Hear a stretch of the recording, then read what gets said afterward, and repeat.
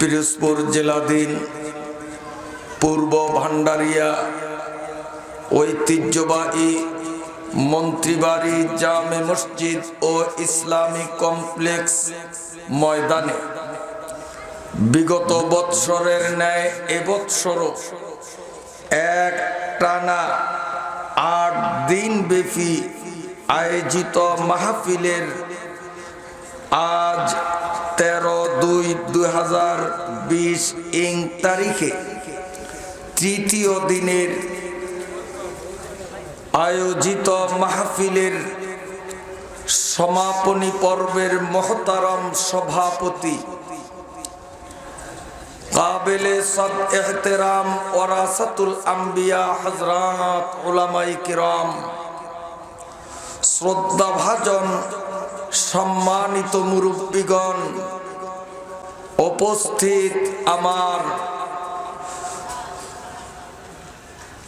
স্নেহাস্পদ যুবক বন্ধুরা, কলিজার টুকরা ছোট্ট ছোট্টরা, পর্দার আড়ালের সম্মানিতা শ্রদ্ধেয়া আমার মায়েরা, বোনেরা ও মেয়েরা,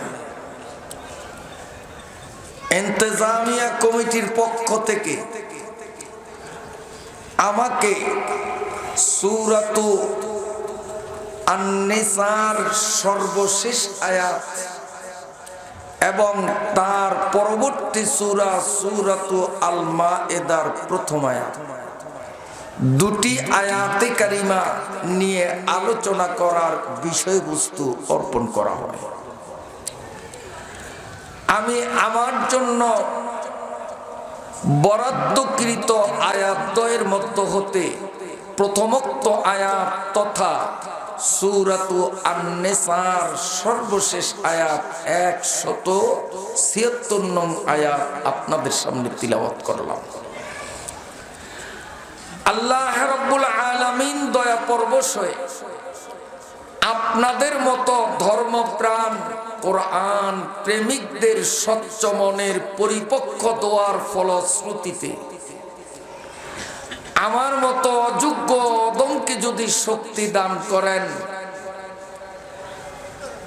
বরাদ্দকৃত আয়াতদ্বয়ের শাব্দিক অর্থ তৎসঙ্গে প্রাসঙ্গিক ব্যাখ্যা সম্বলিত আলোচনা উপস্থাপন করার দৃঢ় মনোনিবেশ করলাম ইনশাআল্লাহ। মূল আলোচনা আরম্ভের প্রারম্ভে সেই সর্বশক্তিমান মহিয়ান গরিয়ান বিধাতা করুণাময় রব্বুল আলামিনের দরবারে অকপট মনে শুকরিয়া আর কৃতজ্ঞতা আদায়ার্থে আমরা সমস্বরে মনের গহীন থেকে সশ্রদ্ধ ভাষায় জোরে সুরে বলি আলহামদুলিল্লাহ। মুহতারাম হাজিরিন, এই পবিত্র কোরআনুল কারীমের তাফসীর মাহফিল দ্বারা কেবলমাত্র এক প্রজাতির মানুষ উপকৃত হবে। এই মাহফিলটি সকলের জন্য ফলপ্রসূ নয়, শুধু এক প্রজাতির মানুষ এর দ্বারা উপকার লাভ করবে। বাকিদের বেলায় এই মাহফিলের মাধ্যমে উপকারের আশা করা যায় না। সেই দলটি কারা? কোরআনুল কারীমের তাফসীর দ্বারা যাদের উপকার অর্জিত হবে এরা কারা? আল্লাহ পাকের ঘোষণা, ওয়াযাক্কির ফাইন্নায-যিকরা তানফাউল মুমিনিন। এই আয়াত দ্বারা প্রতীয়মান কোরআনুল কারীমের তর্জমা, ব্যাখ্যা, বিশ্লেষণ, আলোচনার মাধ্যমে কেবল প্রকৃত অর্থে যারা মুমিন তাদেরই উপকার সাধিত হবে। সুবহানাল্লাহ। এখন চিন্তা করতে হবে। 8 দিন ব্যাপী তাফসীর মাহফিলের 2টি দিন বিদায় হলো, আজকে 3য় দিন চলমান। বিগত 2 দিনে যা কোরআনের ব্যাখ্যায় আলোচনা করা হয়েছে, এতে আমার উপকার কতটুকু হলো? আমার নামাজে আগে দুর্বলতা ছিল, এখন সেই দুর্বলতার নিরসন পেয়ে আমার মনে নতুন করে নামাজের প্রতি উদ্দীপনা সৃষ্টি হলো কিনা? অন্যায় অপরাধ প্রবণতায় আমি বিগত দিনে নিজেকে সম্পৃক্ত রাখতাম, গেল 2 দিনের তাফসীরে সেসব বিষয়ে আমার অন্তরে কোনো জাগরণ সৃষ্টি হলো কিনা? যদি হয়ে থাকে আলহামদুলিল্লাহ, যদি না হয়ে থাকে তাহলে এক্ষুনি আমাদেরকে মন মানসিকতার পরিবর্তন আনয়নের পরিপক্ক নিয়ত করতে হবে এবং দিলে দিলে তওবার নিয়ত করতে হবে। আল্লাহ পাক আমাদেরকে যেন মুমিনদের অন্তর্ভুক্ত করে এই তাফসীরুল কোরআন আমার আপনার ইহলৌকিক পারলৌকিক মুক্তি, কল্যাণ, উন্নতি, উৎকর্ষতা বিধানের উসিলা হিসাবে যেন আল্লাহ মঞ্জুর করে নেন। সকলে বলি আমিন। তাহলে এবার শুরু করা যাক। পড়ুন আউযু বিল্লাহি মিনাশ শাইতানির রাজীম। বিসমিল্লাহির রাহমানির রাহিম। ইয়াস্তাফতুনাক কুলিল্লাহু ইউফতিকুম ফিল কালালা। শাব্দিক অর্থ, আপনার নিকট কালালা সংক্রান্ত বিষয়ে লোকেরা প্রশ্ন করবে, আপনি তাদেরকে উত্তরে বলে দিন যে এ বিষয়ে সমাধান তোমাদেরকে স্বয়ং আল্লাহ নিজেই দেবেন। এই কালালার অর্থ পরে হবে ইনিমরুন হালাকা লাইসা লাহু ওয়ালাদুন ওয়ালাহু উখতুন ফালাহা নিসফু মা তারাক ইলা আখিরিল আয়াহ। কালালা বলা হয় এমন ব্যক্তিকে, এটি একটি আরবি শব্দ। এই শব্দটি প্রয়োগ করা হয় এমন ব্যক্তির ব্যাপারে যার মা বাবা এবং সন্তান, ছেলে হোক মেয়ে হোক, নেই। মা বাবাও নেই, তার কোনো সন্তান ছেলে বা মেয়ে নেই। এই অবস্থায় সে মারা গেল। তার ভাই বোন অন্যরা থাকতে পারে, মা বাবাও নেই, সন্তানও নেই। একে আরবিতে এক শব্দে বলা হয় কালালা। সূরাত আন-নিসার সর্বমোট আয়াত সংখ্যা হলো 176টি। এই সূরার মধ্যে বিশেষভাবে মৃত ব্যক্তির পরিত্যক্ত সম্পত্তির বন্টন পদ্ধতি ও প্রক্রিয়াকে সুবিন্যস্তভাবে আল্লাহ পাক এই সূরার মধ্যে আলোচনা করেছে। আল্লাহ রাব্বুল আলামিন শরীয়তের অপরাপর বিষয়গুলোর সুবিন্যস্ত বিবরণ তার কোরআনের ভাষায় দেননি, কিছুটা রেখেছেন নবীজির জন্য। মৌলিক বিধানটা আল্লাহ নিজের ভাষা কোরআনের আয়াতে দিয়েছেন, আর ওর বাকি অংশকে ক্লিয়ার করার জন্যে নবীজিকে দায়িত্ব দিয়েছেন। যেমন কোরআন শরীফের মধ্যে আছে সুমু, রোজা রাখো, এটা কোরআনের নির্দেশ। রোজার চাঁদ উদিত হলে চন্দ্র মাসের 1 মাস মুসলমানদের রোজা রাখা আল্লাহ পাকের নির্দেশ।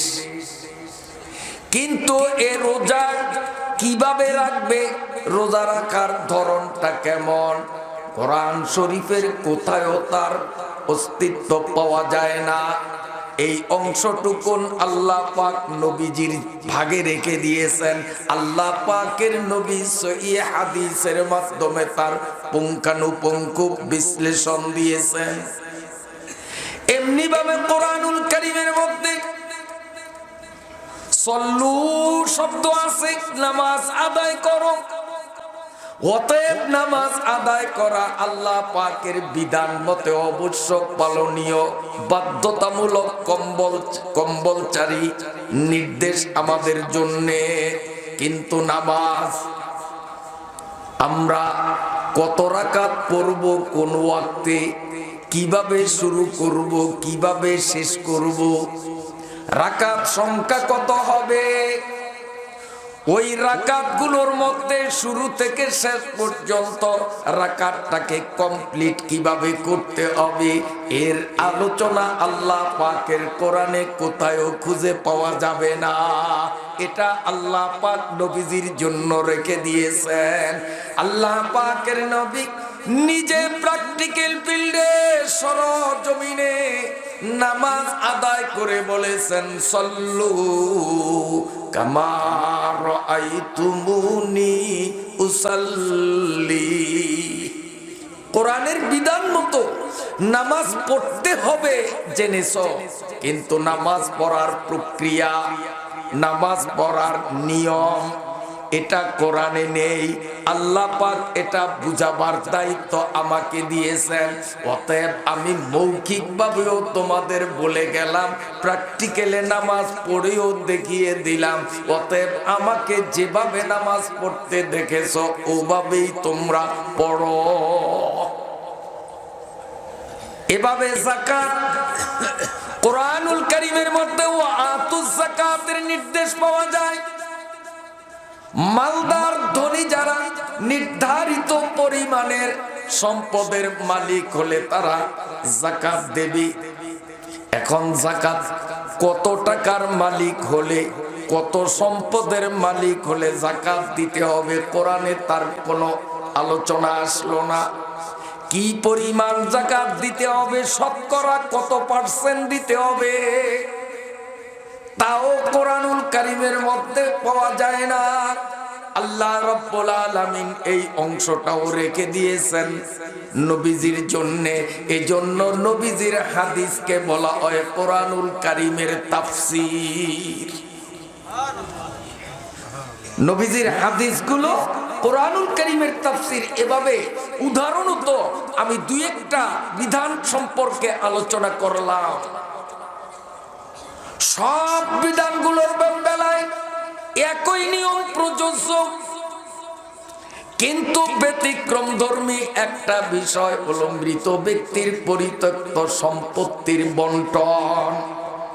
মানুষ মারা গেলে তার রেখে যাওয়া সম্পদ বন্টন কিভাবে করবে, এর ফার্স্ট টু লাস্ট টুকিটাকি খুঁটিনাটি যত বিষয়, সব বিষয়গুলো আল্লাহ সূরাত আন-নিসার মধ্যে বিশ্লেষণ করে দিয়েছেন। আমার নবীর জন্য একটা কথাও বাকি রেখে যাননি, সব বলে দিয়েছেন আল্লাহ। আয়াতের শেষ অংশে আল্লাহ নিজেই বলেন, ইউবাইয়িনুল্লাহু লাকুম আন তাদিল্লু ওয়াল্লাহু বিকুল্লি শাইইন আলীম। আয়াতের শেষ অংশ আল্লাহ পাক বলেন, ইউবাইয়িনুল্লাহু লাকুম, মৃত ব্যক্তির সম্পত্তি বন্টনের যতগুলো নিয়ম, যতগুলো সূত্র, যতগুলো বিধান, ইউবাইয়িনুল্লাহু লাকুম, ও মুসলমান আমি আল্লাহ তোমাদের জন্য সব বর্ণনা করে দিলাম। এই আয়াতে কারিমা আল্লাহ পাকের নবী হজ্জাতুল বিদা আদায়ের জন্য, বিদায় হজের জন্য যখন সফররত ছিলেন, ওই অবস্থায় এই আয়াত 176 নং আয়াত নাজিল হয়েছে। এই আয়াত নাজিলের পরে এই মিরাজ সম্পর্কে আর একটা কথাও কোরআনে নাজিল করা হয়নি। এটি চূড়ান্ত। ইউবাইয়িনুল্লাহু লাকুম আন তাদিল্লু আইলে আন লা তাদিল্লু। ওয়া ক্বালা বাযুল মুফাসসিরিনা ইউবাইয়িনুল্লাহু লাকুম কিরাহাতা আন তাদিল্লু। আল্লাহ পাক অন্যান্য আমলগুলো সব বললেন না, কিছু নবীকে দিয়ে বলাইলেন, কিন্তু ব্যতিক্রম পন্থায় মিরাজের বেলায় সব কেন নিজের ভাগে নিলেন, নবীকে কেন ভাগ দিলেন না? প্রশ্ন আসে কিনা? আল্লাহ পাক সেই প্রশ্নের জবাবে বলেন, ইউবাইয়িনুল্লাহু লাকুম আন তাদিল্লু। আমি যদি এখানে নামাজ, যাকাত, রোজার মতো নবীকেও যদি কিছু বলার দায়িত্ব দিতাম, সব আমি না বলতাম। আর নবী যদি বলতেন মানুষটা মরে যাওয়ার পরে তার জীবিত ওয়ারিসদের অমুকরে এত ভাগ, অমুককে এত ভাগ, এটা যদি নবী বলতেন, তোমাদের মধ্যে শয়তান এসে জায়গা নিয়ে তোমাদের অন্তরে কুমন্ত্রণা দেওয়ার সুযোগ নিত।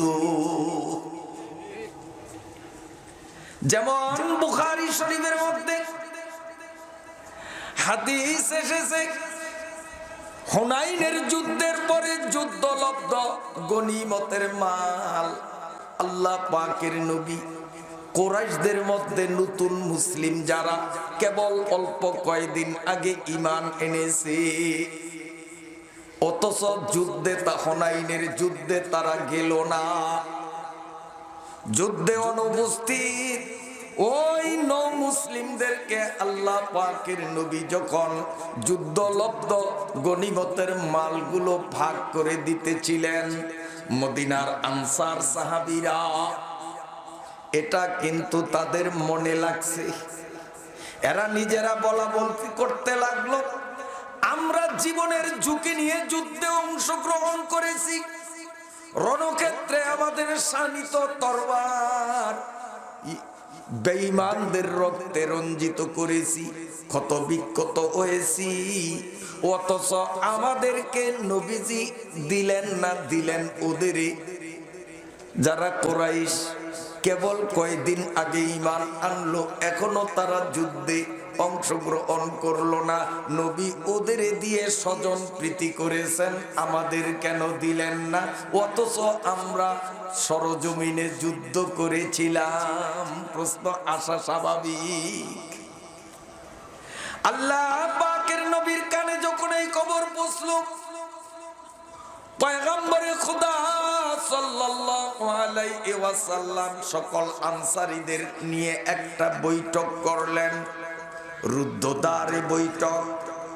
মদিনার আনসার ছাড়া বাকি লোকদের ওখানে ঢোকার অনুমতি ছিল না, এককভাবে গোপন বৈঠক। আল্লাহ পাকের নবী বলেন, ও আমার আনসার সাহাবীরা, আমার কানে খবর এসেছে তোমরা নাকি আমার বন্টনের উপর আপত্তি করেছো, মনক্ষুণ্ণ হয়েছো। তখন মুরব্বী আনসার যারা, তারা বললেন, হুজুর মাপ চাই, আমাদের মধ্যে যারা বুদ্ধিমান, আমাদের মধ্যে যারা বয়োজ্যেষ্ঠ, তাদের মুখ থেকে এমন কথা হয়নি, এগুলো আসলে আমাদের অল্প বয়সী যুবকরা বলা বলি করেছে। আল্লাহ পাকের নবী বললেন, শুনো আমার আনসার সাহাবীরা, আমি যাদেরকে গনিমতের মাল দিলাম আমার সাথে তাদের সম্পর্কটা একেবারেই নূতন, তোমাদের সাথে আমার সম্পর্ক অনেক পুরান। আমি ওদেরকে আপন বানাবার জন্য কিছু দিলাম, কারণ পেটে ভাত দিলে পিঠে কিলানো যায়, কথা আছে না? পেটে ভাত দিলে পিঠে কিলানো যায়। আমি ওদের কিছু সম্পদ দিলাম, তোমাদের দিলাম না, কারণ তোমাদেরকে না দিলেও আমি তোমাদের হারাবো না। তোমরা আমাকে মনে প্রাণে ভালোবাসো, নিজেদের জীবনের চেয়েও তোমরা আমাকে অধিক মহাব্বত করো। ওরা তো আমার প্রতি সেই মহাব্বত এখনো অন্তরে জায়গা দেয়নি, অতএব ওদেরকে আমার প্রতি ঘনিষ্ঠ করার জন্য আমি কিছু টাকা দিলাম, পয়সা দিলাম, যুদ্ধের প্রাপ্ত মালগুলো ওদের দিয়ে দিলাম। আমি তোমাদেরকে জিজ্ঞেস করি, ওরা মাল নিয়ে এখান থেকে বাড়ি যাবে আর তোমরা রসুলের মহাব্বত নিয়ে বাড়ি যাবে, সন্তুষ্ট আছো কিনা? মাল এটা ক্ষণস্থায়ী, এই আছে এই নাই, কিন্তু রসুলের মহাব্বত এটা চিরস্থায়ী। তোমরা মহাব্বত নিয়ে সন্তুষ্ট না মাল নিয়ে সন্তুষ্ট? সমস্ত আনসার সাহাবী, যুবক বৃদ্ধ সব সাহাবীরা বলে উঠলেন, ইয়া রাসূলুল্লাহ, হুজুর আপনার মহাব্বতের সামনে শুধু যুদ্ধে পাওয়া কয়টা মালের কি মূল্য? গোটা পৃথিবীও তো আপনার মহাব্বতের সাথে মোকাবেলা হয় না। অতএব আপনি আমাদেরকে মাল দিলেন না, মহাব্বত দিলেন, আমাদের মালের দরকার না। আল্লাহ পাকের নবী তাই বলেছেন, লা ইয়াকুনু আহাদুন মুমিনা হাত্তা আকুনা আহাব্বা ইলাইহি মিন মালিহি ওয়া ওয়ালাদিহি ওয়া নাফসিহি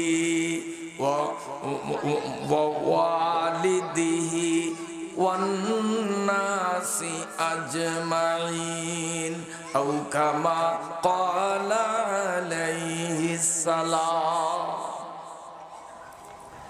নবীজি বলেন, কোন মানুষ পরিপূর্ণ মুমিন ততক্ষণ হতে পারবে না যতক্ষণ পর্যন্ত তার নিজের জীবন, নিজের সম্পদ, নিজের সন্তান, নিজের মা বাবার চেয়েও আমি রসুলের মহাব্বত অন্তরে বেশি না হবে, ততক্ষণ কোন মানুষ মুমিন হতে পারে না।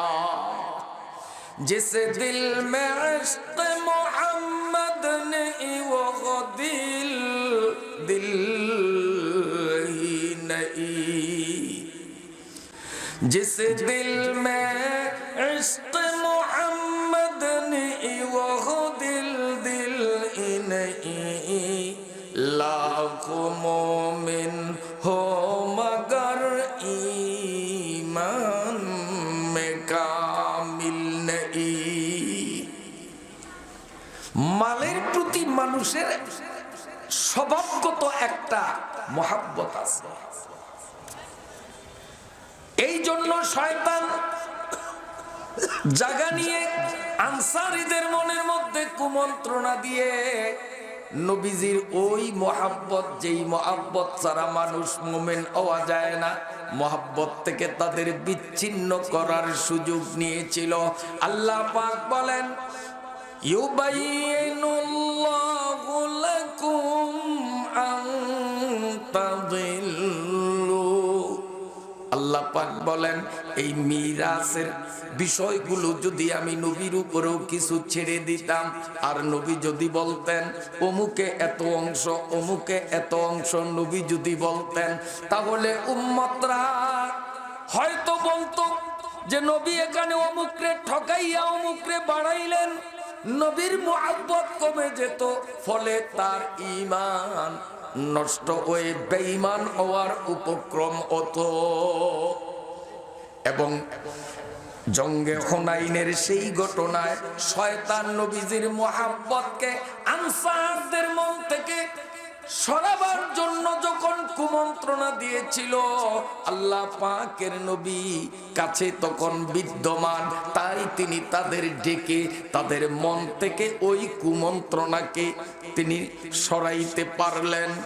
কিন্তু নবীজি যদি আজও জীবিত থাকতেন, সারা পৃথিবীর কোটি কোটি মুসলমানের মধ্যে হাজার হাজার মানুষ নবীজির প্রতি কুধারণা পোষণ করলে এক ব্যক্তির পক্ষে সারা পৃথিবীর প্রত্যেকের কাছে গিয়ে গিয়ে তাদের মন থেকে সৃষ্ট সেই সন্দেহ নিরসন সম্ভব আদৌ হতো না।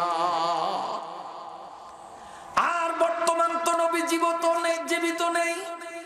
অতএব কিয়ামত পর্যন্ত লক্ষ লক্ষ মানুষ নবীজির বন্টনের উপর সন্দেহ পোষণ করত। আল্লাহ বলেন ওয়াল্লাহু বিকুল্লি শাইইন আলিম। আল্লাহ বলেন আমি সর্ববিষয়ে মহাজ্ঞানী, সব আমি জানি।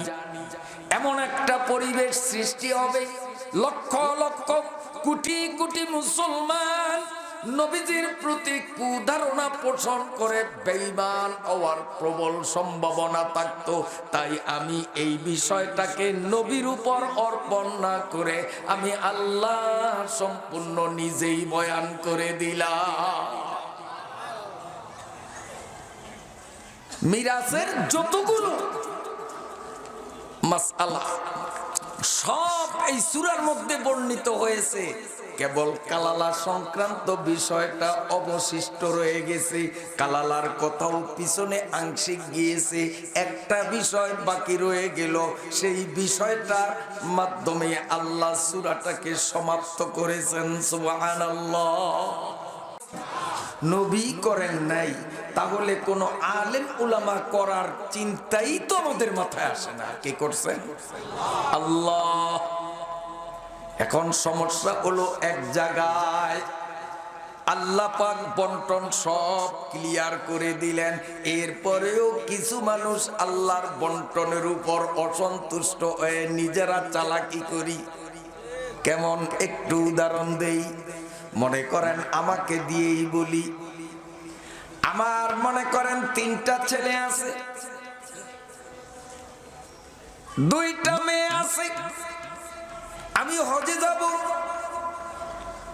আমি তখন চিন্তা করি এত দূরের সফর, কে জানে আবার হায়াতে বেঁচে দেশে প্রত্যাবর্তন সম্ভব হয় কিনা।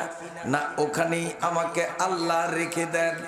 যদি আমি মরে যাই, আমার সম্পদগুলো তো ছেলেরাও নিবে, মেয়েরাও নিবে। না, মেয়েরা পরের বাড়িতে থাকে, আমার সম্পদ ওদের দেয়া যাবে না, বঞ্চিত করতে হবে। হজে যাওয়ার আগেই এভাবে গোপনে সম্পদগুলো ছেলেদের নামে রেজিস্ট্রি দিয়ে যায়। আপনাদের দেশে হয়তো এমন লোক নাই। ওয়াকালা রাসূলুল্লাহ সাল্লাল্লাহু আলাইহি ওয়াসাল্লাম মান কাতা মিরাতা আখিহি কাতা আল্লাহু মিরাতাহু মিনাল জান্নাহ। আল্লাহ পাক বন্টন কইরে দিলেন, আমি বুইরা মারা গেলে আমার ছেলে কি পাবে, আমার মেয়ে কি পাবে, এই বন্টন কে করছেন? কিন্তু আমি চালাকি করলাম, নিজে বন্টন করে ছেলেদের দিলাম, মেয়েদের দিলাম না। আল্লাহর উপরে চালাকি। কে বলছে তোরে হজে যাওয়ার জন্য? কিসের তুই হজ? তুই তো আল্লাহর সাথে পাল্লা ধরেছো, আল্লাহর বিধান তুমি লঙ্ঘন করেছো। তুমি নিজেকে আল্লাহর থেকে বুদ্ধিমান মনে করেছো যে মৃত ব্যক্তির সম্পদ বন্টনের নিয়ম আল্লাহর চেয়েও নাউজুবিল্লাহ আমি বেশি জানি। আল্লাহ পারেন নাই কিভাবে করতে হবে, তাই আমি করলাম। নাউজুবিল্লাহ, ঈমান রইল কোথায়? আল্লাহ পাকের নবী বলেন, ও মুসলমান, সাবধান সাবধান, তুমি দান সদকা নামাজ রোজা হজ যাকাতের মাধ্যমে জান্নাতের সম্পত্তির মালিক হবা। জান্নাতের কোটি কোটি একর জমির মালিক তুমি হবা। তোমার হাতে দলিল পর্চা নকশা খতিয়ান সব তোমার হাতে থাকবে। জান্নাতের বৈধ মালিক তুমি। কিন্তু তুমি দুনিয়ায় যে ওয়ারিসদের ঠকিয়েছ, মেয়েকে বঞ্চিত করে ছেলের নামে সম্পদগুলো দিয়েছো, আমি সত্য নবীদের তো ইনকন্টে ঘোষণা দিলাম, মান কাতা আমিরাতাখি কাতা আল্লাহু মিরাতাহু মিনাল জান্নাহ।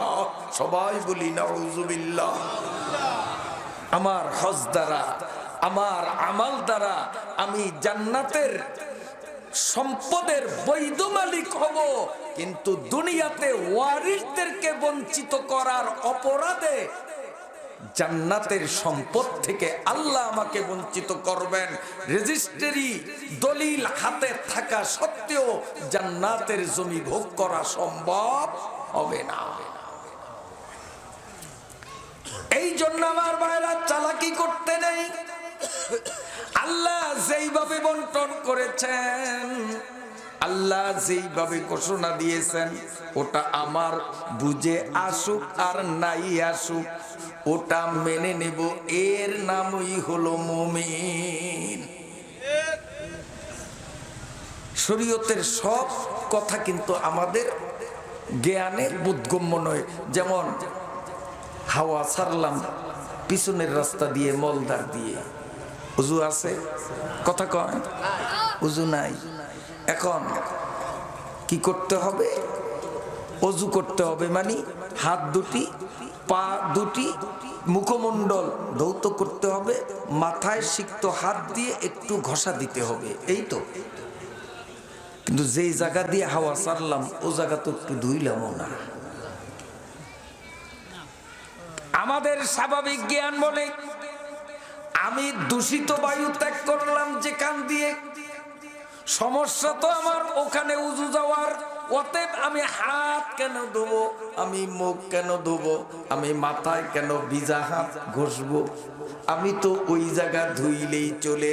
এখন বিবেক চালাইয়া যদি আমি মলদারকে ধুয়ে আসি, বলেন নামাজ পড়তে পারবো তো? কথা কন। তাহলে জ্ঞানে সব বুঝে আসবে না। নার জায়ে মারকাব তুয়া তাখতান, নাহার জায়ে মারকাব তুয়া তাখতান, কে জাহা সে পরবা এদান দাখতান। আল্লাহ পাকের হুকুম যেটা বুঝে আসুক আর নাই আসুক, সেখানে যুক্তি চালানো যাবে না। এই যুক্তি প্রয়োগ করতে গিয়েই তো ইবলিস ইবলিস হয়েছি। ৮০,০০০ বছর একনিষ্ঠ মনে আল্লাহ পাকের ইবাদত করেছিল মিস্টার ইবলিস। কতদিন? ৮০,০০০ বছর ইবাদত। তার ইবাদতে কোন রকম ত্রুটি বিচ্যুতি ছিল না, একদম পিওর মনে। ৮০,০০০ বছর ইবাদত করার পরেও আল্লাহ পাকের হুকুমের সামনে যখন যুক্তি চালাইলো, রেজাল্ট ভালো হলো না খারাপ হলো? অতএব যারা মিরাসের বেলায়ও যুক্তি খাটাইয়া, কিছু ওয়ারিসকে ঠকাইয়া অন্য ওয়ারিসকে জিতাইয়া দে, সাবধান সাবধান বাইরা, অবস্থা কিন্তু খারাপ, রেজাল্ট কিন্তু খারাপ। ঈমান নিয়ে মরা যাবে না। আবার আল্লাহ বলেন, ইয়াস্তাফতুনাক কুলিল্লাহু ইফতিকুম ফিল কালালা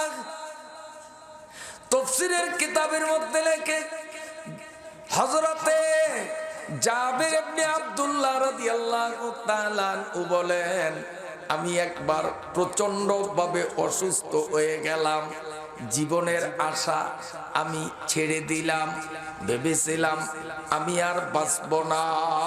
জাবের বলেন, তখন আমার মাও জীবিত ছিলেন না, আমার বাবাও জীবিত ছিলেন না, আমার ছেলে বা মেয়ে কেউ ছিল না, কেবল ছিল আমার বোন। আমি আল্লাহর নবীকে প্রশ্ন করলাম, ইয়া রাসূলুল্লাহ, আমি তো একজন কালালা ব্যক্তি, কারণ আমি মরে যাব, শুধুমাত্র আমার বোন থাকবে ওয়ারিসদের কাতারে, মাও নেই বাবাও নেই, আমার কোনো ছেলে বা মেয়েও নেই, আমি তো হলাম কালালা। ইয়া রাসূলুল্লাহ, আমার সম্পদ কি করব? আল্লাহ পাকের নবী কোনো কথা বলেন না। হযরতে জাবের বললেন, ইয়া রাসূলুল্লাহ আফা আতাসাদ্দাকু, তাহলে আমার মালগুলি কি আমি সব দান খয়রাত করে নিঃশেষ করে দেব? নবীজি কথা বলেন না। হযরতে জাবের বলেন, আফা উসি, হুজুর আমি কি ওসিয়ত করব?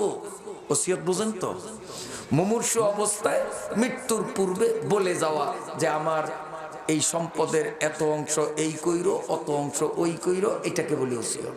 আফা উসি, হুজুর আমি কি ওসিয়ত করে যাব? আল্লাহ পাকের নবী কোনো কথা বলেন না।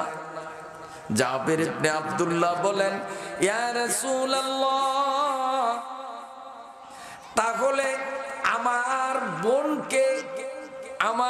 বোনকে আমি কি 3-এর 2 অংশ দিয়ে যাব?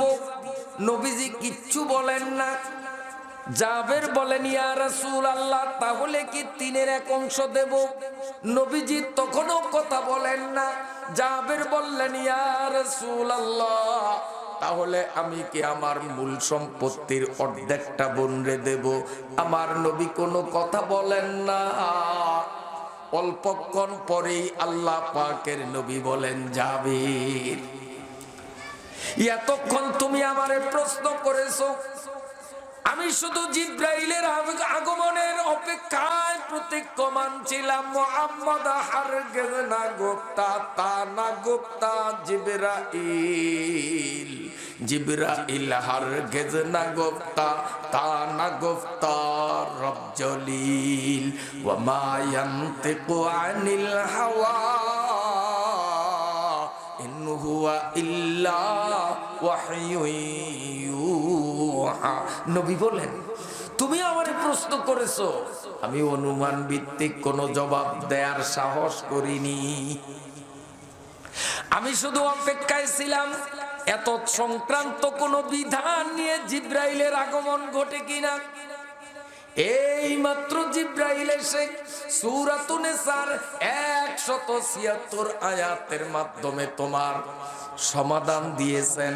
আল্লাহ পাক বলেন, ইনিমরুন হালাকা লাইসা লাহু ওয়ালাদ ওয়া লাহু উখতুন ফালাহা নিসফু মা তারাক। ও জাবের, এই আয়াতের মাধ্যমে আল্লাহ স্পষ্ট করলেন, কালালা যদি মরে যায়, তুমি তো কালালা, কারণ তোমার মা বাবাও নেই, তোমার সন্তানাদিও নেই। এমন যদি কালালা কেউ যদি মারা যায়, তার যদি বোন থাকে একজন, এ বোন সহোদর বোন, অর্থাৎ মৃত ব্যক্তির মা বাবা, ওই বোনের মা বাবা একে বলে সহোদর বোন, আপন বোন, অথবা বাপসরিকি বোন।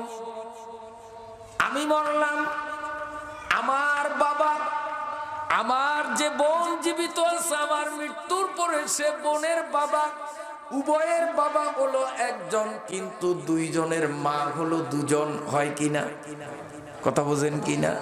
এখানে বোনের দ্বারা মা বাবা 2 জনের এক, অথবা 2 জনের বাবা এক, এমন বোন যদি থেকে থাকে, ফালাহা নিসফু মা তারাক, মৃত ব্যক্তির মূল সম্পত্তির অর্ধেকটার মালিক সে হবে। বাকি অর্ধেকটা কি করবি? যদি অন্য কোন ওয়ারিস থেকে তাকে সিরিয়ালে তারা পাবে। যদি অন্য ওয়ারিস নাই থেকে তাকে, ইমামগণ কেউ মত প্রকাশ করেছেন সেই সম্পদ, বাকি অর্ধেক সম্পদ সরকারি ফান্ডে জমা দেয়া হবে। আবার কোন আলেমগণ অভিমত ব্যক্ত করেছেন যেহেতু অন্য কোন ওয়ারিস তার আসাবা প্রজাতের ওয়ারিস নেই, থাকলে তাদের দেয়া হতো, অতএব এটাকে আবার পুনরায় ঘুরাইয়া একে দেয়া হবে।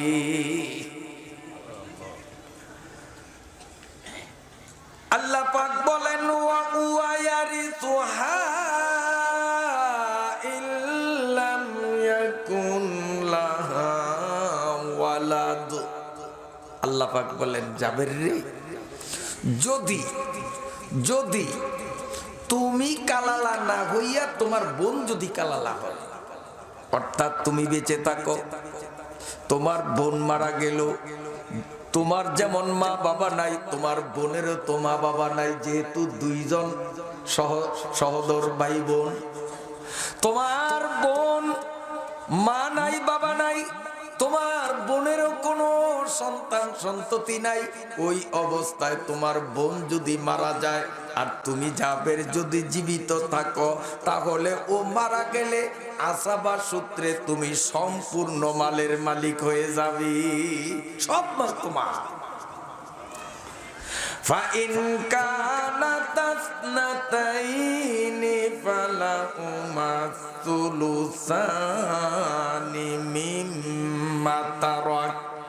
জাবের রাদিয়াল্লাহু তাআলা আনহুর বোন ছিল কোন বর্ণনা মতে 8 জন, কোন বর্ণনা মতে তার বোন ছিল 9 জন।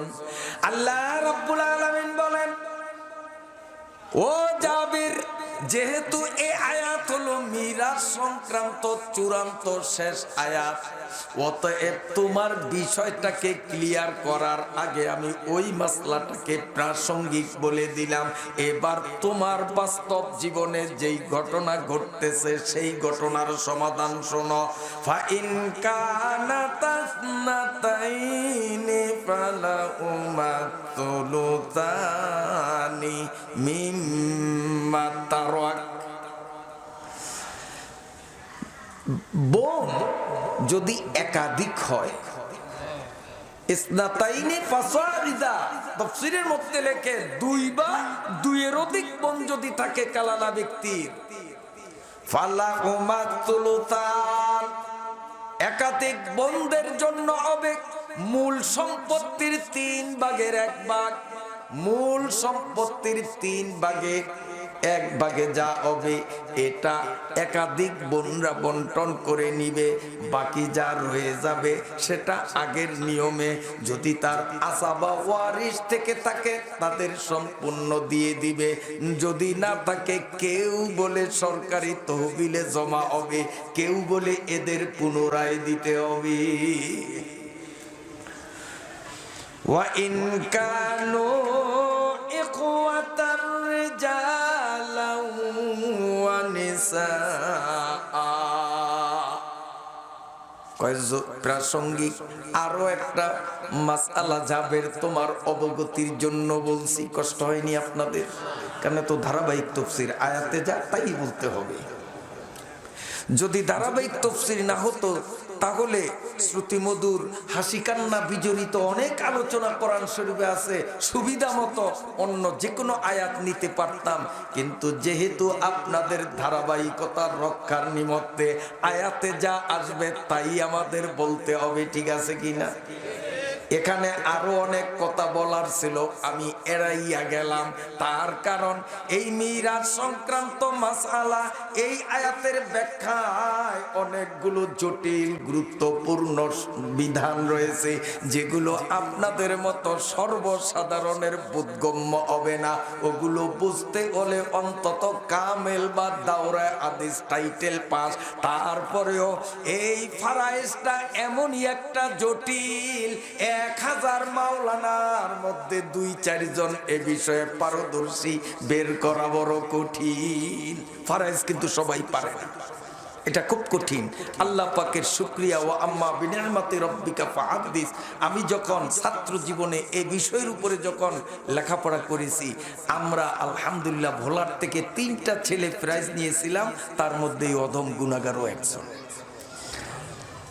কাজে অনেক কথা আমাকে রেখে যেতে হয়েছে, কারণ উলামা ইকরামদের উপস্থিতি এবার খুবই নগণ্য মনে হচ্ছে। যদি উলামা ইকরামদের উপস্থিতির বাস্তবতা আমার চোখে যদি ধরা পড়তো, তাহলে অনেক সূক্ষ্ম বিষয় উলামাদের উদ্দেশ্যে হয়তো আলোচনা করার মন করতে পারতাম। আজকে আর সেদিক যাব না, কারণ আপনাদের বোধগম্যের আওতায় যতটুকু আমি আনতে পারবো, আমি আলোচনাকে সেইভাবেই গুছিয়ে উপস্থাপন করার চেষ্টা করছি। কথা বুঝতে কি কষ্ট হয়? আল্লাহ পাক আমাদেরকে বুঝ দান করেন। আল্লাহ পাকের কোরআনে বর্ণিত সংবিধানের আলোকে আমাদের বাস্তব জীবনকে সংগঠন করার পরিপূর্ণ তৌফিক আল্লাহ আমাদেরকে দান করেন। আসুন সামনে চলি। আল্লাহ বলেন, ওয়া ইন কানু ইখওয়াতার রিজালান ওয়া নিসা। কালালা ব্যক্তি মারা গেছে, কালালা তো মনে আছে, যে মরলো তার মা বাপ নেই, সন্তানও নেই, তাকে বলে কোরআনের ভাষায় কালালা। এই কালালা ব্যক্তি মারা গেল, তার বোন একজন থাকলে কি হবে, একের বেশি থাকলে কি হবে তা বলা হলো। এবার লাস্টে বলা হলো, কালালা ব্যক্তির মৃত্যুর পরে তার ভাইও আছে, বোনও আছে, এখন কি করবে? 2 গ্রুপ আছে। আল্লাহ পাক বলেন, ফালিজ্জাকারি মিসলু হাজ্জিল উনসায়াইন। পরওয়ারদিগার আলম বলেন, ভাইও আছে, বোনও আছে, আর আগের সূরাতে শুধু বোন ছিল।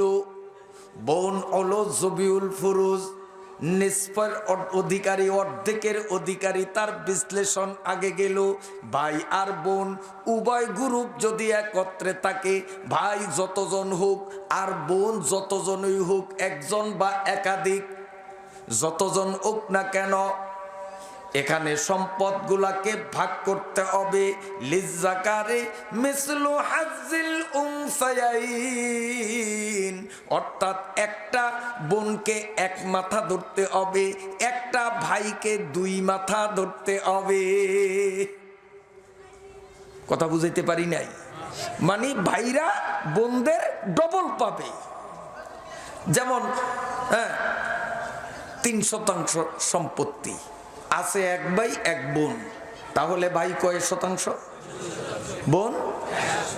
এখন এখানে আধুনিক শিক্ষায় শিক্ষিত, কোরআনের গভীর জ্ঞান থেকে বঞ্চিত একদল মানুষ আপত্তি করে, বোনও যেই বাবার সন্তান, ভাইও তো সেই একই বাবার ঔরজান সন্তান, 2 জন তো একই শ্রেণীতে, একই ক্লাসে, তাহলে ভাই কেন ডবল, বোন কেন তার অর্ধেক? কোরআন তো নারীদেরকে ঠকিয়েছে। নাউজুবিল্লাহ, নাউজুবিল্লাহ, কোরআন ঠকাইছে। কথা বুঝাইতে পারি না? আসলে ঠকাইছে না জিতাইছে? জিতাইছে, ঠকায় নাই। কিভাবে এটা বুঝতে হলে একটা এক্সাম্পল তাহলে বুঝবেন। মনে করেন, খুব খেয়াল করেন, উদাহরণটা দেই এইভাবে। এই মনে করেন কোনো একজন সম্মানী ব্যক্তি এখানে আসলেন, আসার পরে ওনার কাছে বৈশা কানে কানে ওনারে বললেন যে আপনি এতক্ষণ ধৈর্য সহকারে তাফসীর শুনছেন, আপনার মনোনিবেশের অবস্থা দেখে আমি খুব মুগ্ধ, আমি আপনাকে 100 টাকা দিলাম, আপনি এ দিয়ে নাস্তা কইরেন। কথার কথা ওনারে 100 টাকা দিলেন। উনি মুনাজাত পর্যন্ত তাফসীর শুনলেন, টাকা যে ওনারে দিছে আমি কিন্তু দেখছি, উনিও লক্ষ্য করছে যে আমি অধিক নজর দিছি। এখন বয়ানের পরে মুনাজাতের পরে উনি বলেন, হুজুর টাকা তো আমারে দিয়ে গেছে, তো একা খায়া লাভ কি, একা খায়া লাভ কি, আপনারে আমি দেই, অর্ধেক দেই, আপনি 50 টাকা নেন, আমি 50 টাকা নেই।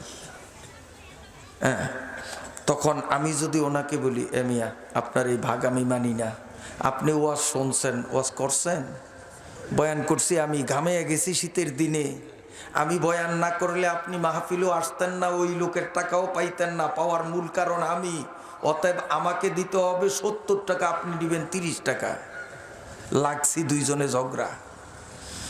এই ঝগড়া চলা অবস্থায় যদি আপনাদের মাননীয় মন্ত্রী সাহেব আইসা দেখেন যে হুজুর আর ওই হুজুর দুইজনে ঝগড়া করে, কিও যে এই ঘটনা, তখন উনি তো একজন বিজ্ঞ ব্যক্তি, রাজনীতিবিদ, সূক্ষ্ম জ্ঞানের অধিকারী, নিপুণ দক্ষতা সম্পন্ন।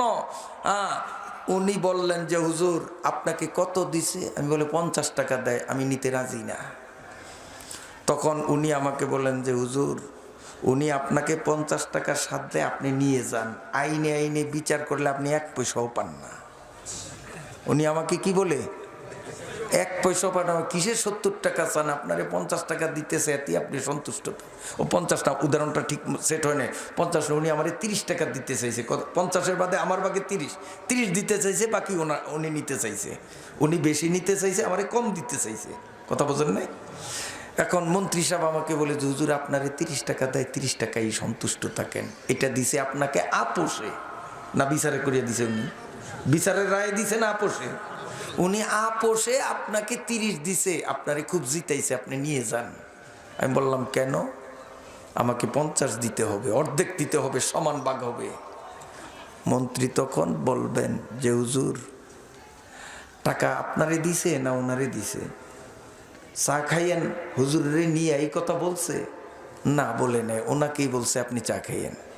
তাহলে তো আইনে আইনে বিচার করলে 100 টাকা, 100 টাকাই উনি পায়, আপনি 1 পয়সাও পান না। আইনের বিচার এটা না? আইনগত বিচার করলে আপনি 1 টাকাও পান না। তারপরেও উনি যখন সদয় হয়ে আপোষ মীমাংসায় আপনাকে 30 টাকা কেন 10 পয়সা দিলেও তো আপনি, আপনার জিত।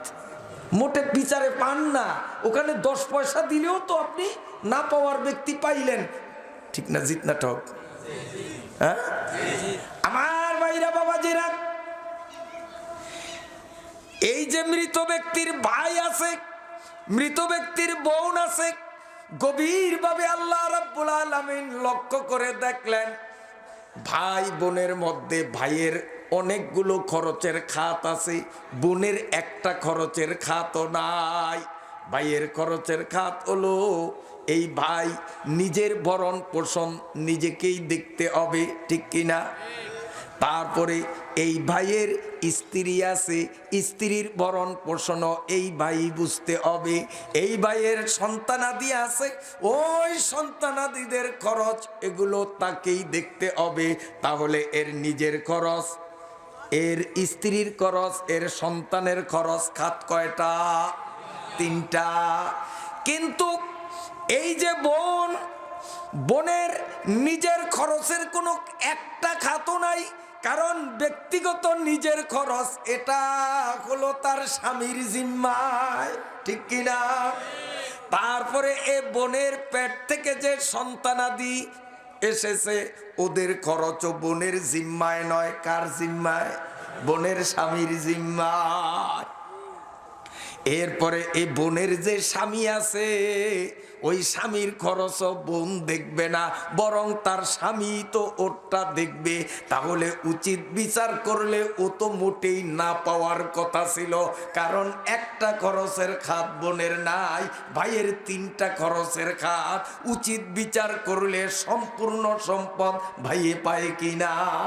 আল্লাহ রাব্বুল আলামিন বলেন আমি যদি উচিত বিচার করতাম তাহলে এই অবস্থায় ওয়া ইন কানু ইখওয়াতার রিজালান ওয়া নিসাআন ফালিযাকারি মিসলু আযিল উনসায়াইন।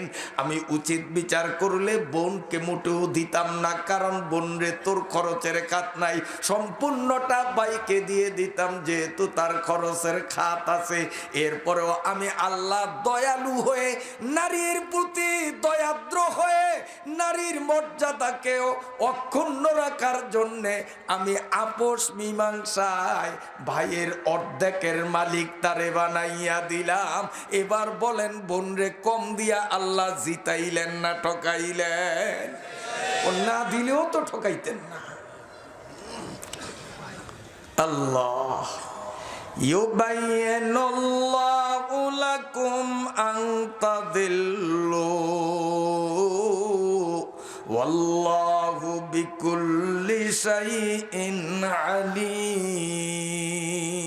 শেষ অংশের তাফসীর আগেই হয়ে গেছে। বলুন সাদাকাল্লাহু মাওলানাল আযীম। কষ্ট হয়নি আপনাদের? এক লোক, এটা কিন্তু তাফসীরও না ওয়াজও না, একটু চুটকি বলতেছি। এক লোক রাস্তার পাশে খুব হাসতেছে, জামা কাপড় হাতে। কই যাও? কয় জামা কাপড় আয়রন করতে যাই, ইস্তারি করতে। কেন কেন? আমি প্রধানমন্ত্রীর মেয়ে বিয়ে করব। ওর বাবা কিন্তু ভান্ডারিয়া বাজার ঝাড়ু দেয়, সুইপারের পোলা। ওকে আমি প্রধানমন্ত্রীর মেয়ে বিয়ে করব। হ্যাঁ বেটা বেকুব, ঝাড়ুদারের পোলা, তুই প্রধানমন্ত্রীর মেয়ে বিয়ে করবি? কে মিয়া হুজুররা কইছে বিয়াতে পর্ব হইল দুইটা, একটা হলো ছেলের পক্ষের সম্মতি, আর একটা হলো মেয়ের পক্ষের সম্মতি।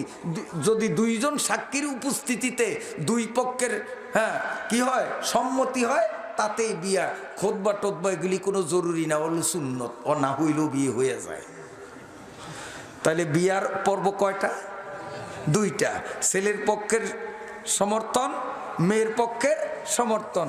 ও কয় তো দুইটার তো অর্ধেক তো হয়েই গেছে, আমি তো রাজি আছি, এখন প্রধানমন্ত্রী রাজি হইলেই তো হয়। অর্ধেক তো হয়েই গেছে, তা আমার জন্য আয়াত দিছে ইন্তজামিয়া কমিটি দুইটা, অর্ধেক তো হয়েই গেছে, আর বাকি অর্ধেক ক্লান্তি আছে আপনাদের? আসুন আমরা দ্বিতীয় অর্ধেকে চলছি।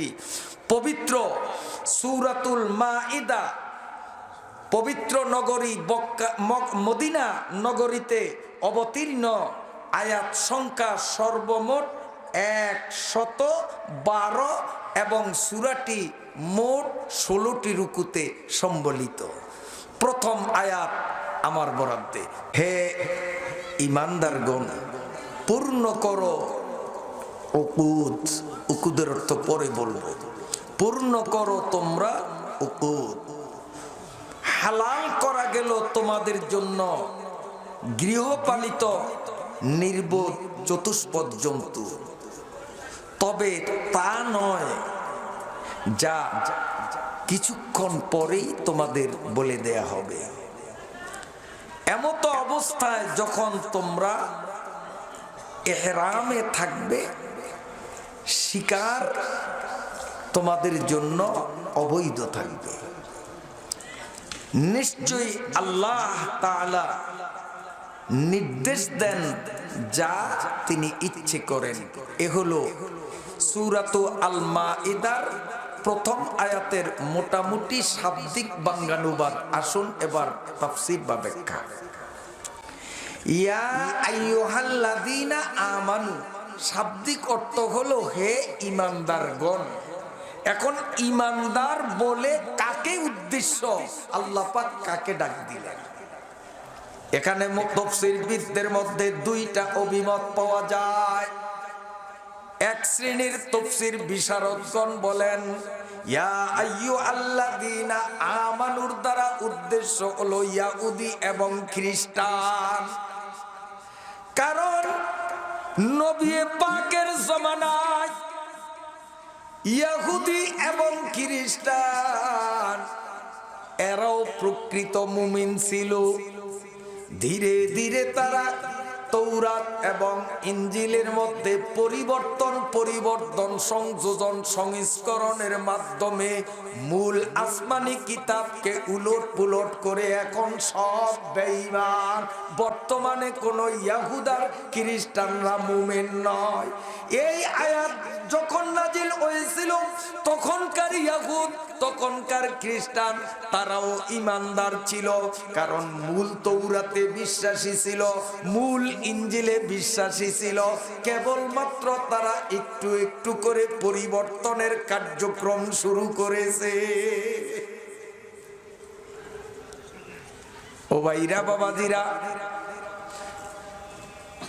আল্লাহ রাব্বুল আলামিন ইহুদি এবং খ্রিস্টানদেরকে অন্য শব্দে সম্বোধন না করে আল্লাহ পাক তাদেরকে মায়া প্রদর্শনের জন্য ইয়া আইয়ুহাল্লাযীনা আমানু বলে ডাক দিলেন। এ আমার ঈমানদাররা, অর্থাৎ আমার দলের লোকরা। আল্লাহ নিজের দলের বলে তাদেরকে সম্বোধন করলেন, তাদের মনটা যাতে ফ্রেশ থাকে। আল্লাহ ডাক দিয়া বলেন আউফু বিল উকুদ, তোমরা কৃত অঙ্গীকারকে পূর্ণ করো। মানে কি? ও ইহুদিরা, মুহাম্মদুর রাসূলুল্লাহ আসার আগে তৌরাতের মাধ্যমে আল্লাহর সাথে তোমরা চুক্তিবদ্ধ হয়েছো। যেদিন বিশ্ব নবীর আগমন ঘটবে সেদিন থেকে তোমাদের প্রচলিত ধর্মকে বাদ দিয়ে বিশ্ব নবীর আনিত ধর্ম গ্রহণ করবে। এখন তো নবী এসে গেছেন, তোমাদের সব কিছু প্রত্যাখ্যান করে নবীর ধর্ম গ্রহণ করে চুক্তির বাস্তবায়ন ঘটা। আবার কোন কোন মুফাসসির বলেন ইয়া আইয়ুহাল্লাযীনা আমানু বলে এই মুসলমানদের মধ্যে যারা ঈমানদার, এক আল্লাহতে বিশ্বাসী, তাদেরকে ডাক দিয়ে আল্লাহ বলেন আউফু বিল উকুদ, তোমরা চুক্তিগুলাকে পূর্ণ করো, অঙ্গীকার আর ওয়াদা পূর্ণ করো। এখন ওয়াদা কত প্রকার? তাফসীরের কিতাবের মধ্যে লেখে এই উকুদ বহু বচন, তার এক বচন আকদ। আকদের এক অর্থ হলো রূহ জগতে আল্লাহকে যে আমরা আলাস্তু বিরাব্বিকুম কালু বালার মাধ্যমে রব বলে স্বীকার করে অঙ্গীকার করেছি, ওই অঙ্গীকারকে আমাদের পূর্ণ করার জন্য আল্লাহ স্মরণ করিয়ে দিলেন। আবার কোন কোন মুফাসসির বলেন ইসলামী শরীয়তের মধ্যে আল্লাহ পাক কিছু হালাল করেছেন, কিছু জিনিস হারাম করেছেন, কিছু জিনিস ফরজ করেছেন, কিছু জিনিস ওয়াজিব সুন্নাত নফল করেছেন, ঠিক কিনা? আল্লাহ পাক বলেন আউফু বিল উকুদ, শরীয়তের এই বিধানগুলো ঈমানদারের সাথে আল্লাহর সাথে যেন চুক্তি, এগুলো মান্য করা। অতএব শুধু কলেমা পড়লেই চলবে না, আমি আল্লাহ পাকের দেয়া সকল বিধানগুলো অক্ষরে অক্ষরে মানতে হবে। শুধু কলেমা পড়লেই নাজাত পাওয়া যাবে না। আবার কেউ কেউ বলেন, কোন কোন তাফসীরের কিতাবে লেখে মানুষ নিজের উপরে জরুরি নয় এমন জিনিসকে জরুরি করা, এটাও হলো উকুদের মধ্যে শামিল। যেমন কেউ যদি বলে এই আগামীকাল 14ই ফেব্রুয়ারি, ঠিক না? আগামীকাল কি রোজা রাখা ফরজ ওয়াজিব? রাখলে ভালো, না রাখলেও ভালো, কোনো সমস্যা আছে? এখন কেউ যদি বলে আল্লাহ আমার পোলাটা যদি ঢাকাতে এই রাত্রে যদি ভান্ডারিয়া আসে, তা আমি আগামীকাল 14ই ফেব্রুয়ারি একটা রোজা রাখবো। পোলাও রাতারাতি ঢাকাতে চলে আসছে, এখন রোজা রাখা লাগবে কিনা? আল্লাহ পাক বলেন ইয়া আইয়ুহাল্লাযীনা আমানু আউফু বিল উকুদ, তোমার নিজের উপরে আগামী দিনের রোজা জরুরি ছিল না, তুমি আল্লাহর সাথে চুক্তি করছো ছেলে আসলে রোজা রাখবা, ছেলে যখন আসছে তোমার এটা জরুরি হয়ে গেল, আদায় করতে হবে। ইমাম আবু হানিফা রাহমাতুল্লাহি আলাইহি এই তাফসীরের ব্যাখ্যা করতে গিয়ে তিনি লেখেন, কোন ব্যক্তি যদি ঈদের দিন রোজা রাখার মান্যত করে, আল্লাহ আমার পোলাটা যদি সুস্থ হয় তা আমি কোরবানির ঈদের দিন একটা রোজা রাখবো। কোরবানির ঈদের দিন রোজা রাখা জায়েজ আছে? কথা বলেন, জায়েজ আছে? নাই। এখন নিয়ত করছে, আল্লাহ কোরবানির ঈদের দিন আমি একটা রোজা রাখবো। ইমাম আবু হানিফা বলেন, আউফু বিল উকুদ, তোমার এই অঙ্গীকার পূরণ করা লাগবে, তবে ঈদের দিন করা যায় না, যেহেতু অনুমতি নাই। সেইভাবে করা সম্ভব সেইভাবেই তোমাকে করতে হবে। ঈদের দিন চলে গেলে রোজা রাখার বৈধ দিন যখন আসবে, যে কোনো একদিন তোমার রাখাই লাগবে। আল্লাহ, কারণ ঈদের দিন রাখা যাবে না, যেই দিন রাখা যাবে ওই দিন। আচ্ছা, কেউ যদি মান্যত করে, আল্লাহ আমার ওই কাজটা যদি হয়ে যায়, ওই কাজটা যদি হয়ে যায় তা আমি একটা জন্তু জবাই করব। মান্যত করলো আমি একটা জন্তু জবাই করব। ইমাম আবু হানিফা রাহমাতুল্লাহ আলাইহি বলেন, আল্লাহ পাকের নির্দেশ, ইয়া আইয়ুহাল্লাযীনা আমানু আউফু বিল উকুদের মধ্যে তুমিও পড়িয়া গেলা। এখন তুমি মুরগি একটা জন্তু, ওই মুরগি জবাই করলে তোমার দায়িত্ব পূরণ হবে না। তুমি যদি হাঁস কবুতর জবাই করো তাতে চলবে না। তার কারণ যেই জন্তু জবাইয়ের মাধ্যমে ওয়াজিব আদায় হওয়া সম্ভব, সেই জাতীয় জন্তু তোমাকে জবাই করতে হবে। ছাগল হোক, গরু হোক, উট হোক, ভেড়া হোক, দুম্বা হোক, ওগুলো যা কোরবানিতে চলে এমন জন্তু দেয়া লাগবে। জানের বদলে জান, মানে আপনাদের দেশে আছে কিনা জানি না, জানের বদলে জান মানলু, এটা আউফু বিল উকুদের আওতায় পড়বে। তবে মুরগি কবুতর দিলে হবে না, ছাগল দিতে হবে, যেই বয়সের ছাগল কোরবানিতে চলে, অথবা গরু দিতে হবে, যেই বয়সের গরু কোরবানিতে চলে। এই অঙ্গীকার হলো আল্লাহর সাথে আর বান্দার সাথে কৃত অঙ্গীকার।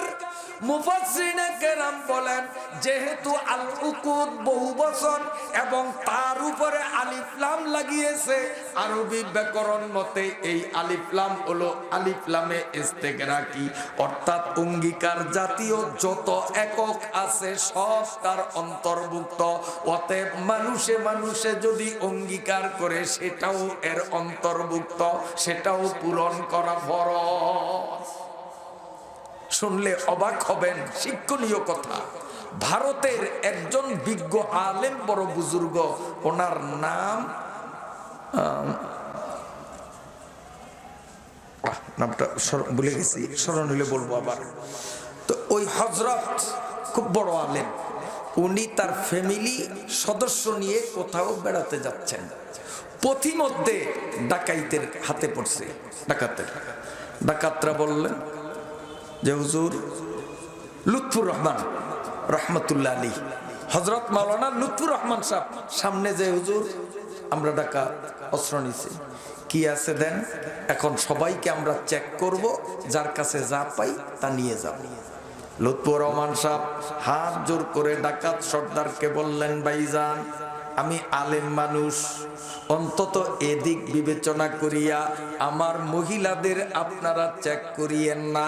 যার কাছে স্বর্ণ রূপার অলংকার যা আছে সব আমি নিজে আপনাকে দেব, তবুও আলেমের নারীদের গায়ে হাত দিবেন না। কয় কিছু লুকিয়ে রাখবেন নি? কয় না, মোটেও রাখবো না, যা আছে সব আপনাদের দিয়ে দিব। কয় তাহলে ভালো, বিনা পরিশ্রমেই কামাই। লুৎফুর রহমান সাহেব, তার স্ত্রী, তার বোন, তার মেয়ে, তার নাতনি, ফ্যামিলির নারী সদস্য যারা ছিল প্রত্যেকের বললেন, যার কাছে যা আছে তাড়াতাড়ি দাও। সোনা গয়না যার যা আছে সব খুলে খুলে হুজুরের হাতে দিল। হুজুর ডাকাত সর্দারের হাতে দিলেন। ডাকাত সর্দার অনেক পরিমাণ, কারণ হুজুর ছিলেন খুব ধনী মানুষ, জমিদার, অনেক টাকার স্বর্ণ অলংকার ডাকাত সর্দার বললেন, আর আমাদের ডাকাতি করতে হবে না, দিনব্যাপী ডাকাতি করে যা পেতাম 5 মিনিটে তা হাতিয়ে নিলাম। ডাকাতরা এবার চলে গেল, আর ডাকাতি তারা করবে না। লুৎফুর রহমান সাহেব তার ফ্যামিলি সদস্যদের নিয়ে সামনের দিকে অগ্রসর। কিছু দূর যাওয়ার পরে ওনার এক নাতিন, 17-18 বছর বয়স, নাতিন কয়, দাদা কাম হইছে। কই কি? আমার সাথে ডাকাতরা চালাই কইরা সারে, আমি তো কাম একটা করছি। কি? আমার চেইনটা তো আমি দেই নাই, লুকিয়ে রাখছি। এই যে কই, এই দেখেন সবার সব নিচে, আমারটা নিতে পারে নাই। এমন যদি আমার নাতিন আমারে কইতো, আপনার নাতিন আপনারে কইতো, সেলুট দিতাম, ভবিষ্যতে তোর দ্বারা একটা কিছু হবে, বুদ্ধির পরিচয় দিছ, আমরা ধন্যবাদ দিতাম না? হযরত লুৎফুর রহমান সাহেব নাতিনকে বললেন, তাড়াতাড়ি আমার হাতে দে।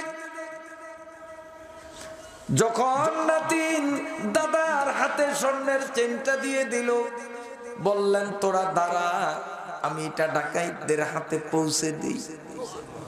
দাদা কি কোন? সব মহিলারা বলেন, কি বলেন? ডাকাত তো চলে গেছে, দেখা যায় না, কেন আপনি এটা দিবেন? আমাদের বৈধ সম্পদ। হুজুর বলতেছেন, আল্লাহ রাব্বুল আলামিন সূরাত আল মায়েদার 1 নম্বর আয়াতে বলেছেন, ইয়া আইয়ুহাল্লাযীনা আমানু আউফু বিল উকুদ। মানুষে মানুষে যদি কোনো অঙ্গীকার আর ওয়াদা করে তা পূরণ করতে হবে, এটা ঈমানের দাবি। আমি ডাকাইত সর্দারের সাথে ওয়াদাবদ্ধ, চুক্তিবদ্ধ। আমি তাকে ওয়াদা দিয়েছি, যা আছে সব দেব। এখন কিয়ামতের মাঠে আল্লাহর আদালতে তো আমি ঠেকে যাব। একটা স্বর্ণের চেইনের প্রেমে পড়ে আমার আখিরাত আমি বরবাদ করতে পারি না। দাও দাও তাড়াতাড়ি, আমি ডাকাতদের দিয়ে আসি। সবাইকে থামিয়ে রাখলেন। এবার তিনি খুব দৌড়াইতেছেন, বুড়া মানুষ ঘামাইয়া গেলেন। দূর থেকে ডাকাত সর্দারকে ডাকতে লাগলো। ডাকাত সর্দার পিছনের দিকে তাকিয়ে দেখলো হুজুর ধেয়ে ধেয়ে আসতেছে। তখন ডাকাত সর্দার ভাবলো, হুজুর মানুষ, হয়তো কিছু আবদার করবে ফেরত নেয়ার জন্যে।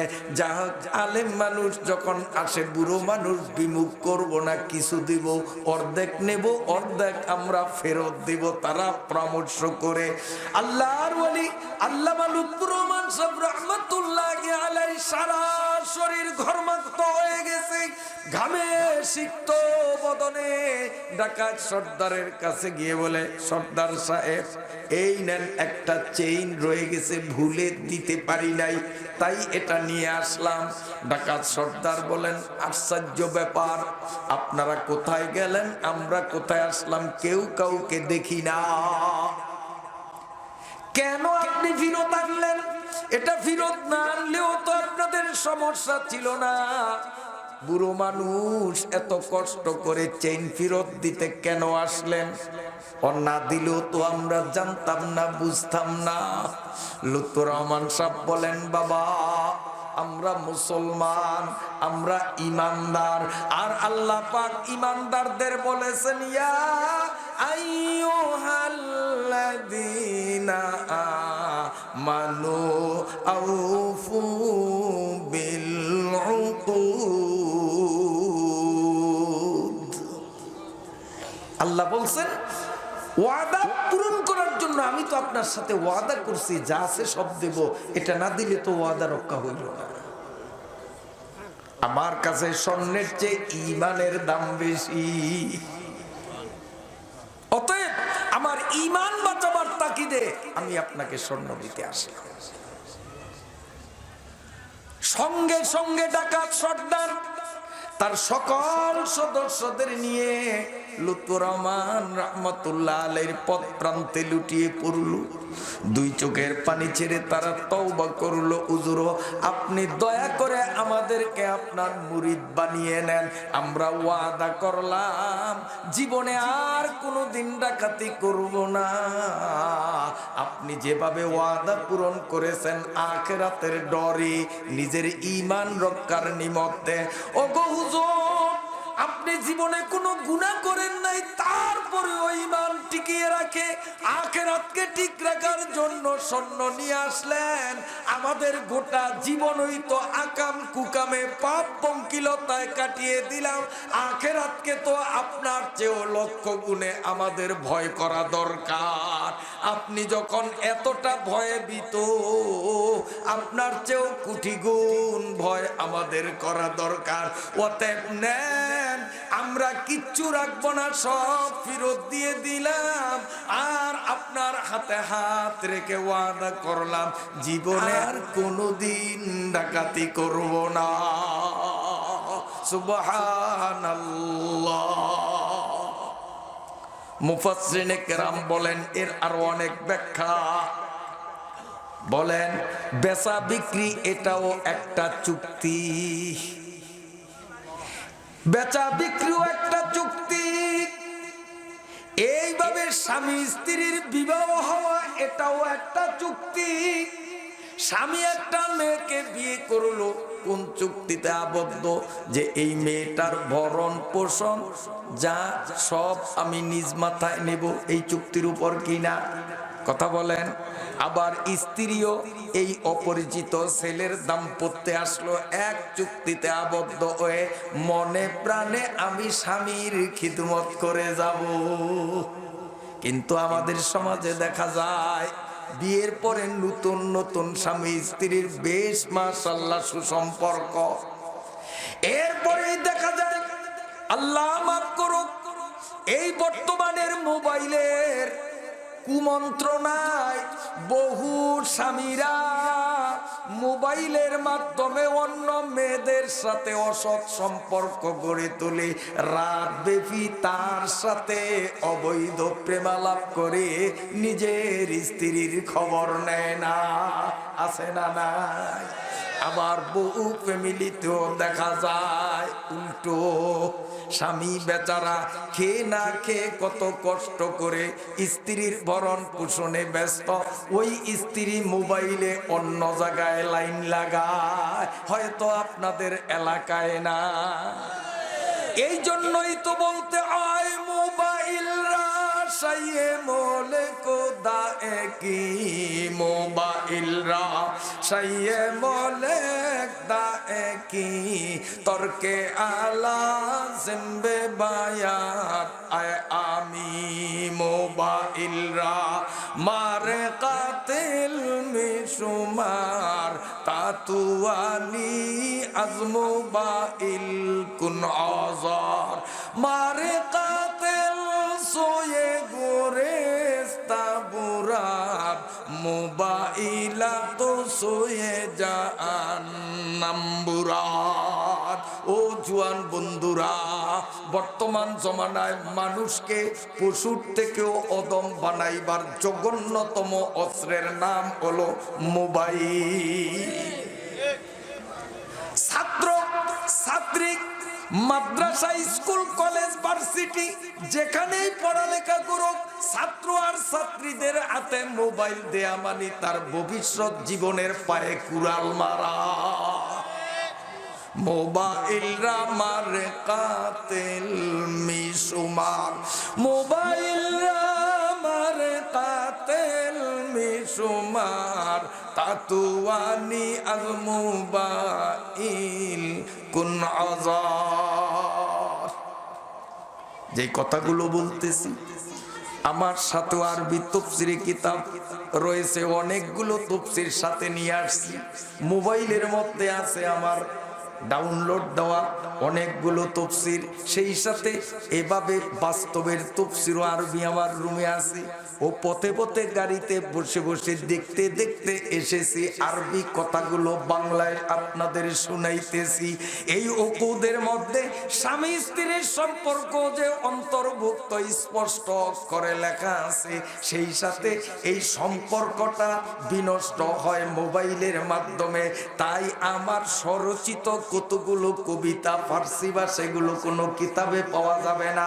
আমার লেখা কিতাব ছাড়া অন্য কোথাও পাওয়া যাবে না। এগুলো আমার ব্যক্তিগত নিজের স্বরচিত।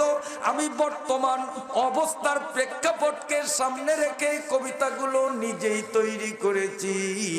মোবাইলরা মারে কাতেল মিশুমার তাতুয়ানি আজমোবাইল কোন অজর। ও যুবক বন্ধুরা, ও আমার যুবতী মেয়েরা, বোনেরা, মোবাইলকে তুমি বিষধর সর্প মনে করো। এই বিষধর সর্প যদি, দুনিয়ার বিষধর সর্প যদি তোমারে আঘাত করে, তোমার পরিণতি হবে কবরস্থানে যাওয়া, ঠিক না বেঠিক? কিন্তু মোবাইল সাপের থেকেও মারাত্মক। মোবাইলের আঘাত যদি তুমি খাও, তোমাকে এই মোবাইল জাহান্নামে নিবে।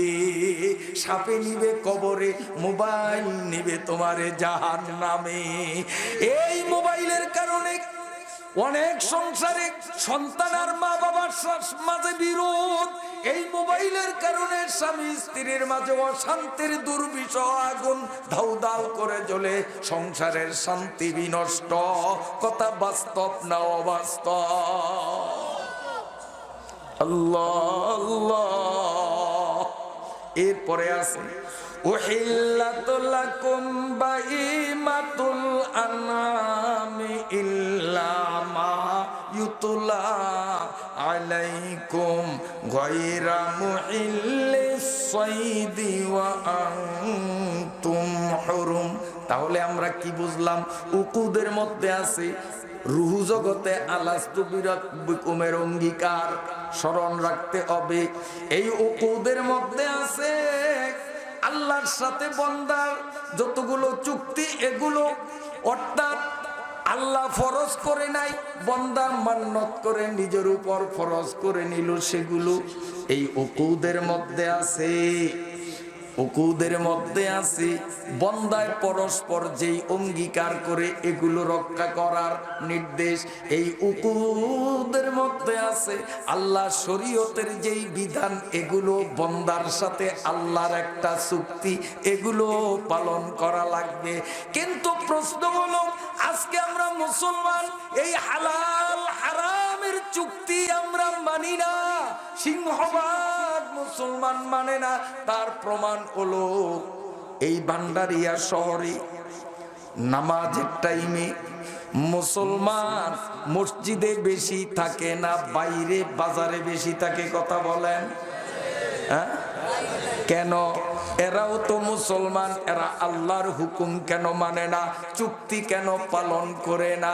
নিশ্চয়ই কোনো না কোনো সমস্যা আছে। বলবো সমস্যাটা কেন তারা মানে না?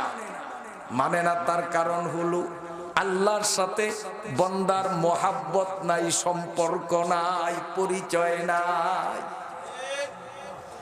একটা উদাহরণ দিলে বিষয়টা সহজে বুঝাবো। আলোচনাও শেষ, প্রায় কয়েক মিনিট ইনশাআল্লাহ শেষ হবে। দেব উদাহরণটা, শিক্ষণীয় উদাহরণ। সেটা হলো, আপনাদের এই ভান্ডারিয়ার এক লোক বিয়ে করলো, তার ওয়ানলি একটা পুত্র সন্তান হলো, সন্তানের বয়স কেবল 2 বছর। এই 2 বছরের শিশুকে রেখে আব্দুল করিম চলে গেল বিদেশ, ফরেন্টে। 15 বছর চলে গেল, বাড়ির সাথে কোনো সম্পর্ক নাই, মোবাইল ফোন, ফ্যাক্স, চিঠিপত্রের যোগাযোগ নাই। কতদিন? 15 বছর। 15 বছর পরে হঠাৎ একদিন বাড়ির কথা মনে পড়ছে। বাড়ির কথা, আমাদের ভোলারও এক লোক সন্তানরে স্ত্রীর গর্ভে রেখে, স্ত্রী অন্তঃসত্ত্বা, উনি লন্ডন চলে গেছেন। সেই সন্তানের বয়স আমার বয়স সেম। গেল কয় বছর আগে এই শেষ বয়সে বুড়িয়ার মন চাইছে আবার দেশে আসা। দেশে আসছে, বাপ ছেলের মধ্যে পরিচয় হয়েছে, কিছুদিন পরে আবার বুড়িয়া মারা গেছে, বুড়ি এখন নাই। যাই হোক, তো উনি তো বহু বছর পরে আসছে। তার ছেলেও আমার মতো বুড়ো হয়ে গেছে, তখন আসছে একদম জীবনের শেষ বয়সে। কিন্তু ইনি আসলেন কতদিন পরে? 15 বছর পরে। 15 আসবে আসবে একটা মন হয়েছে। এখন একটা চিঠি লিখছে, দেশে চিঠি লিখছে। তো ছেলে বাড়িতে নাই, পিয়ন আইনা চিঠিটা ছেলের মায়ের হাতে দিছে। ছেলের মা তো মূর্খ মানুষ, পড়ালেখা জানে না, রাইখা দিছে। ছেলে বাড়িতে আসছে, বাবা আমাদের কাছে চিঠি পাঠাবে এমন তো এই জগতে কেউ নাই। কে চিঠি পাঠাইলো, কি লিখলো চিঠিতে বাবা? চিন্তায় কুল পাই না, চিঠি দেওয়ার মতো কোনো মানুষ তো আমার ব্রেনে ধরা পড়ে না। কে চিঠি পাঠাইলো, একটু চিঠিটা পইরা আমারে বুঝা। ছেলের বলে সম্ভবত আব্বায় পাঠাইতে পারে। দেখি চিঠিটা কই। মা চিঠিটা দিল। এবার ছেলে চিঠি পড়তেছে। মা বলে, বাবা কার চিঠি, কি লিখলু? ছেলে বলে, মা গো, যারে জীবনে কোনোদিন দেখিনি আমার জন্মদাতা বাবার চিঠি। 15 বছর পরে যখন স্বামীর চিঠি স্ত্রী যখন শুনল, পাগলের মতো হইয়া এতদিন পরে আমার কথা মনে পড়ছে, কি লিখছে বাবা শোনান। কয়মা আগামী মাসের 10 তারিখে ঢাকা শাহজালাল বিমানবন্দরে তিনি ল্যান্ড করবেন, দেশে আসবেন। এবার সন্তানের মা 3-4 দিন আগ থেকেই ছেলেরে কয়, বাবা এতদিন পরে তোর বাবা ঢাকা আসতেছে, দেশে আসবি, বাবারে আগাইয়া আনা দরকার, তোর ঢাকা যাইতে হবে।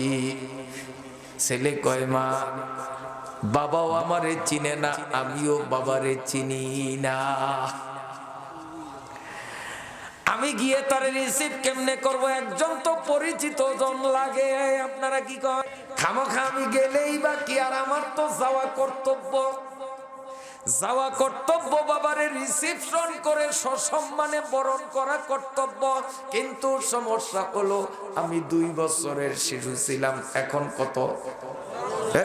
17-15 বছর বাবা বিদেশ। বাবা যখন যায় তখন আমার বয়স 2 বছর। আমি 70 বছরের যুবক।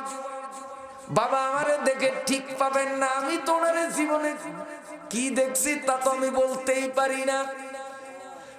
একজন পরিচিত জন না হলে কেমনে রিসিপশন করবো? মা কয়, তোর কাকারে নিয়ে যা। কাকা বোঝেন তো?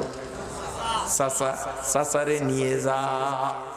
এবার চাচা একজন রে খুব ধরলো, অনেক জোরে রিকোয়েস্ট করলো, বুড়িয়া চাচারে নিয়ে ঢাকা গেল। বেলা 8টার সময় বিমানবন্দরে গেল। বুড়িয়া কয় আসবে বিমান 10টা, এত সকালে কেন যাব?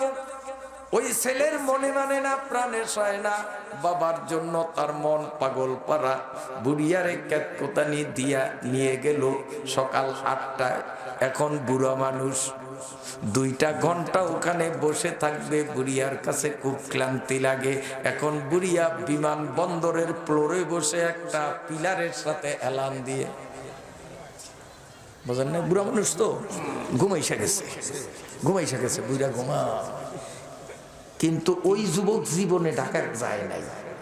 ও তো চতুর্দিকে সবকিছু দেখে বুড়িয়া মনে করে যে আমার জীবনে কত আসছে, আমি আর কি তামাশা দেখবো, ঘুমায়। ছেলে এদিক সেদিক তাকায়, এদিকে বিমান আসলো, যাত্রীরা নামে, আর ওদিকে নজরও রাখে। দেখা গেল সব যাত্রীরা চলে গেল। সর্বশেষ যেই যাত্রী আসলো, ওনার কাছে 3টা লাগেজ বুঝেন তো, ব্যাগ, 3টা ব্যাগ। বিমান থেকে নেমে বিমানবন্দরের টলিতে 3টা ব্যাগ নিয়ে টানতে টানতে ওই ছেলে যেখানে বসা, বুড়িয়া যেখানে ঘুমন্ত, ওখানে আসলো। ওই যারা বিমানবন্দর গিয়েছেন, হজে গিয়েছেন, ওই টলি কিন্তু বাউন্ডারির বাইরে নেওয়ার অনুমতি না। টলিতে চড়াইয়া বিমান থেকে 3টা ব্যাগ এই পর্যন্ত আনলো। এখানে কোনো রিক্সা নাই, কুলি নাই, কিচ্ছু নাই, গাড়ি ঘোড়া হলো মেইন রোডে। মেইন রোড পর্যন্ত 3টা ব্যাগ। ওই লোকটার একা বহন করা আদৌ সম্ভব ছিল না।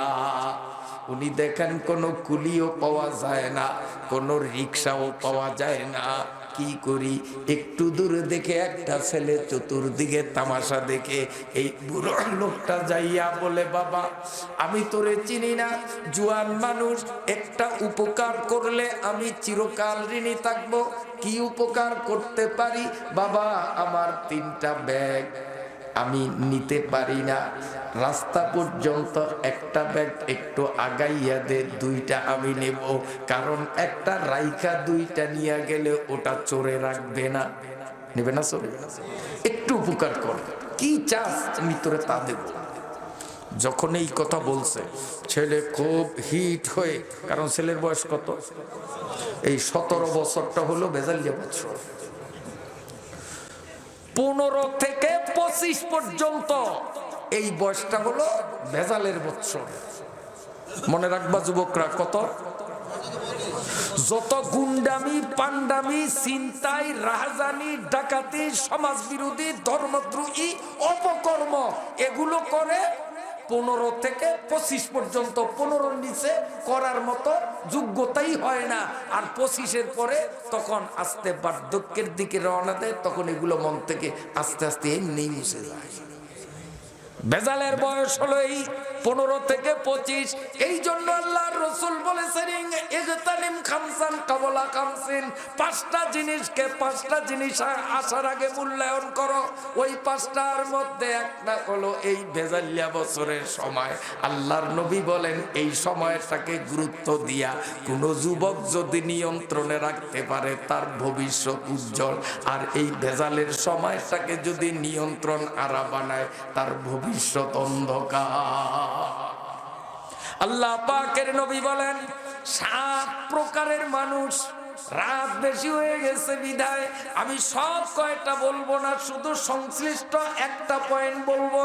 7 শ্রেণীর মানুষকে আল্লাহ রাব্বুল আলামিন সেই কঠিন মুসিবতের দিনে আরশের নিচে হাসরের মাঠে আল্লাহ জায়গা দিবেন, যেদিন আল্লাহর আরশের ছায়া ছাড়া কোনো ছায়া থাকবে না। ওই 7 শ্রেণীর মধ্যে এক শ্রেণী হলো এই 15 থেকে 25 পর্যন্ত ভেজালের বছরের মধ্যে যেই যুবক নিজের জীবনটাকে নিয়ন্ত্রণে রাখতে পারবে, কন্ট্রোলে রাখতে পারবে, ওই যুবকরে আল্লাহ পাক আরশের নিচে জায়গা করে দিবে। সুবহানাল্লাহ, সুবহানাল্লাহ। তো ওর বয়স কত চলতেছে? ভেজালের সীমার বাইরে, ভিতরে না, রক্ত তো গরম। থাপ্পড় দিয়া দাঁত ফালে দেবো। কারে কি বলেন আপনি? আমি কি কুলির কাজ করতে আসছি? আমার আব্বা আসবে বিদেশ থেকে, হয়তো 20-25টা লাগেজ নিয়ে আসবে আব্বাই। আমি আব্বার গুলো নেওয়ার জন্য আসছি, আমি কি এখানে কুলিগিরি করতে আসবি? আবার বলবেন তো থাপ্পড় মারবো। এখন তো ওই লোকটা ভয়তেও কিছু বলতে পারে না, যে থাপ্পড় দিবে বলছে, দেয় তো নয়। যদি যেহেতু ভেজালের বৎসর চলে একটা দিয়েই বসলো, এখন উনি ভয়তেও কাঁপেন, কথা বলতেও সাহস পান না। উনি আস্তে আস্তে বলেন, বাবা এত রাগ করিস কে, আমি বিপদে। ও আরো হিট আগের চেয়েও, ওর হিটের চোটে, বুঝেন না, কিছু বুঝেন নাই, ঘুমন্ত সাসার চোখ খুইলা গেছে, চোখ খুইলা গেছে। ওর চিল্লানি শুই না, উইঠে কিরে কিরে কি হইল? ওর তো বেজালের বয়স চলতেছে, দেশের মধ্যে কত অঘটন ঘটে, আর আমরা মুরব্বীরা গিয়া ওগুলা মিট করতে হয়। আনলাম ঢাকা, আবার এইখানে আইসা নতুন জায়গায় কোন ভেজাল ভাজাইলো, আবার কে সালিশ করবে আমারে, কে চিনে, বুইরা তাড়াতাড়ি উইটে আগাইছে। আগাইয়া কই, কার সাথে তুই ঝগড়া করস? কার এই লোক আমার এই বলতেছে, কত বড় সাহস? কারে? তুই যারে আগাইয়া নিতে আসছস, এই তো তোর সেই বাবা। এখন বাবারে আরো ধমক দিবে। এখন কি করে? এখন বাবার পাও জড়াইয়া 2 চোখের পানি ছাড়িয়া, বাবা আমি আপনারে চিনি নাই, যার কারণে আপনার হুকুম মানি নাই, আপনারে চিনি নাই, আপনার প্রতি আমার মহাব্বত ছিল না, যার কারণে আপনি যে আমারে হুকুম করছেন লাগেজ নিতে, আপনার হুকুম মানি নাই। কেন? আপনারে চিনি নাই, অপরিচিত, আপনার প্রতি মহব্বত ছিল না। চাচা পরিচিত জন, তার মাধ্যমে যখন আপনার পরিচয় পেলাম, বাপ পুত্র সুলভ মোহাব্বতের তুফান আমার অন্তরে সৃষ্টি হয়ে গেছে। বাবা আমারে মাফ কইরা দেন, লাকেশ 3টা আমার এই কাঁধে উঠাইয়া আমার অপর কাঁধে আপনি বসুন, আমি লাকেশ 3টাও নিব, আপনাকেও কাঁধে বহন করে মেইন রোডে নেব। বাবা ওর হাত ছুটাইয়া টান দিয়া বলে, বাবা 2 বছর বয়সের শিশু রেখে আমি এত দূরত্বে ছিলাম, আজকে আমি তোরে পাইলাম, তুই আর কাঁদিস না, মাপ চাইস না। তুই যদি আমারে চিনতি, মোহাব্বত করতি, আমার হুকুম মানতি, এখন আমার লাগেস না, আমাকে সহ কাঁধে নিতে তুই প্রস্তুত। বাবা তোর আর কাঁদা লাগবে না, তোর চোখের পানি দেখিয়া আমি সব তোরে মাফ করে দিলাম। আমি নিজে 3টা বহন করব, প্রয়োজনে তোরেও বহন করব, তুই দাঁড়া, একটা একটা করে আমি এইভাবে মেইন রোডে নিয়ে যাব, তোর চাচারে ওখানে বসাইয়া রাখিয়া পাহারাদারিতে দেব, সর্বশেষ তোরেও আমি কাঁধে বহন করে নেব। বাপ ছেলের মধ্যে এখন ভালোবাসার তুফান, বুঝেন নাই? কিছু বুঝেন নাই? আল্লাহ রাব্বুল আলামিন বলেছেন, ইয়া আইয়ুহাল্লাযীনা আমানু বিল আউফু বিল উকুদ।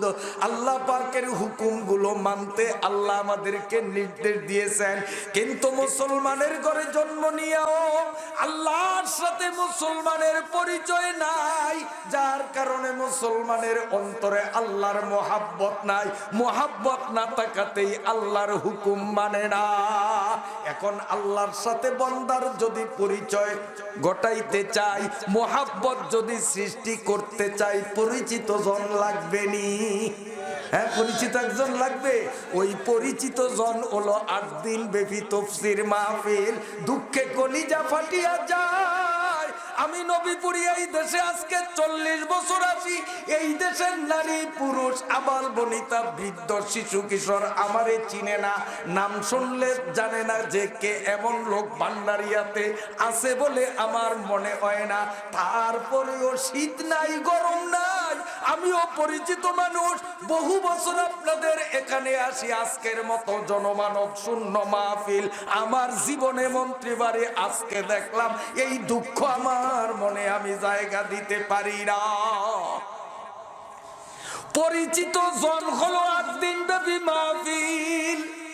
এই মাহফিলের মধ্যে আল্লাহর সাথে যাদের পরিচয় আছে, যেমন বাবার সাথে চাচার পরিচয় ছিল, মনে আসেনি? আল্লাহর সাথে যাদের পরিচয় এরা হক্কানি ওলামায়ে কেরাম, আল্লাহর সাথে যার পরিচয় এরা হলো হক্কানি পীর সাহেব। ঠিক না বে ঠিক? আমার ভাইরা বাবাজিরা, চাচার মাধ্যমে যখন বাপ ছেলের যখন পরিচয় হলো, অবস্থা ঘুরে গেছে।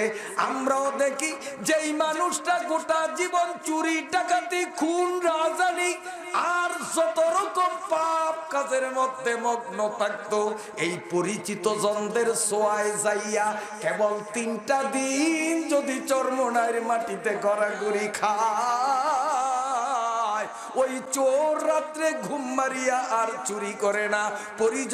পরিচিত জন হক্কানি পীরের মাধ্যমে এই বান্দার আল্লাহর সাথে যখন পরিচয় আর মোহাব্বত হইয়া যায়, ওই চোরাই ঘুম মারিয়া এখন তাহাজ্জুদ আর জিকিরে রাত কাটায়।